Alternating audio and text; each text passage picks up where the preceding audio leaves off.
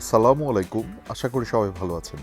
আর আজকে আমরা এসেছি নায়াগ্রা স্পিড রেসিং ট্র্যাকে।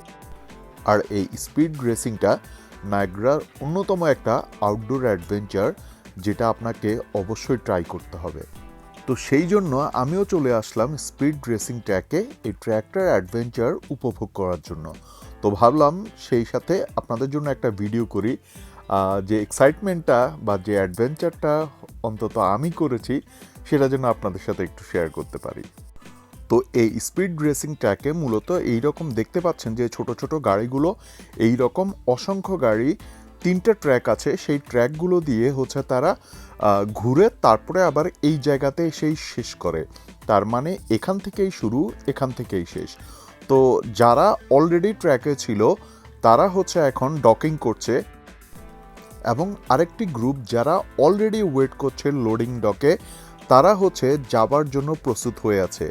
আর আমরা যারা লাইনে দাঁড়িয়ে ওয়েট করছি তারা হচ্ছে যেই গাড়িগুলো এখন ডক করেছে সেই গাড়িগুলোতে উঠে আমরা ওয়েট করব। আর যেই গাড়িগুলো এখন যাচ্ছে তারা ফিরে আসা পর্যন্ত আমরা হচ্ছে প্রতিটি গাড়িতে উঠে প্রিপেয়ার হয়ে ওয়েট করব। তার কারণ হচ্ছে, যেহেতু ট্র্যাকটা সীমাবদ্ধ, অর্থাৎ একটা নির্দিষ্ট জায়গার মধ্যেই পুরো ট্র্যাকটা, সেই জন্য পর্যায়ক্রমে আস্তে আস্তে যেন কোনো ধরনের ঝামেলা তৈরি না হয় বা কোনো ধরনের বাম্পিং না হয়, সেই জন্য হচ্ছে একটা গ্রুপকে ক্লিয়ার করে, পুরো ট্র্যাক ক্লিয়ার করে তারপরে হচ্ছে অন্য আরেকটি গ্রুপকে ছাড়া হয়। আর আমাদের হচ্ছে এখন টিকিট চেকিং চলছে। টিকিট চেকিং করার পরে আমরা হচ্ছে আমাদের পছন্দ মতো গাড়িতে সবাই বসতে পারবো। অর্থাৎ এখানে কোনো নির্দিষ্ট গাড়ি নেই, যার যেটা পছন্দ সে সেটাতে বসতে পারবে।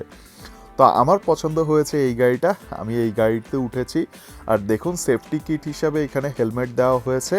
হেলমেট পরেই হচ্ছে আমরা গাড়িতে বসে আছি। আর এখানে লেখা আছে নো বাম্পিং, অর্থাৎ পেছন থেকে সামনের গাড়িকে ধাক্কা দেওয়া যাবে না। আর এই পুরো গাড়িটাই হচ্ছে আমাদের নর্মাল গাড়ির মতো। ডান পাশে দেখতে পাচ্ছেন গ্যাস লেখা আছে, সেটি হচ্ছে অ্যাক্সেলারেশনের জন্য। আর বাম পাশে হচ্ছে ব্রেক দেওয়া আছে, শুধু গাড়িটাকে কন্ট্রোল করার জন্য। আর স্টিয়ারিং হুইল তো আছেই, দেখতে পাচ্ছেন, গাড়িটাকে ডানে বামে মুভ করার জন্য।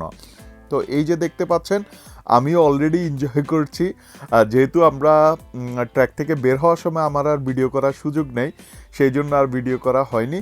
তো আমরা যখন ট্র্যাক থেকে বের হয়ে আসছি, এই যে রায়ান যাচ্ছে, আর রায়ানের পিছে পিছেই হচ্ছে আমি থাকবো। তার কারণ হচ্ছে এই ট্র্যাকটা হচ্ছে পুরোটা এত অ্যাডভেঞ্চারাস যে হয়তো আমি যদি একটা বডি মাউন্টেড ক্যামেরা ইউজ করতাম তাহলে আপনাদেরকে পুরো অ্যাডভেঞ্চারটা শেয়ার করতে পারতাম। এই যে দেখছেন আমি যাচ্ছি, মানে অসাধারণ ফিলিংস, অসাধারণ সেই অভিজ্ঞতা।